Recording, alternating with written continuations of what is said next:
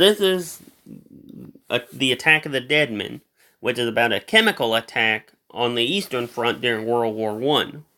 The first known chemical attack of World War One was actually launched on the Western Front in 1915 against French Algerian troops. On February 13th, 1915, the Imperial German Army was tasked with capturing Fortress Olszewsk in eastern Poland as part of their offensive in the east.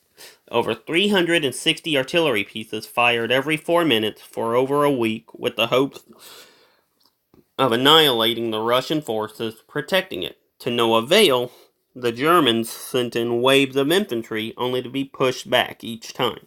After 6 months, the fortress remained in Russian hands.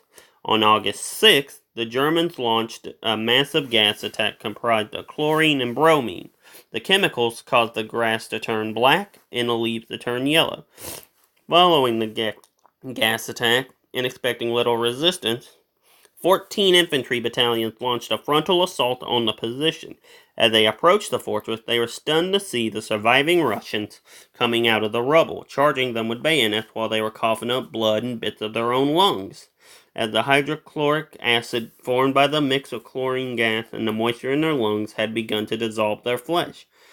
At the sight of this, the panicked Germans retreated, running so fast they ran into their own traps. The battle would later be known as the Attack of the Dead Men. The Russians did not hold this area for much longer, and destroyed the fortress a few days later after retreating.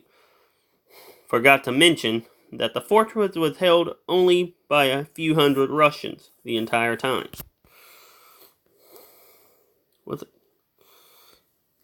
Holy crap. See, and there's a picture of what you would do during a gas attack.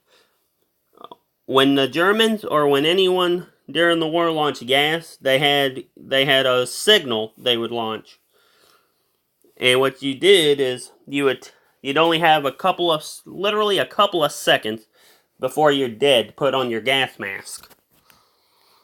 And the filters in those gas masks were made out of asbestos.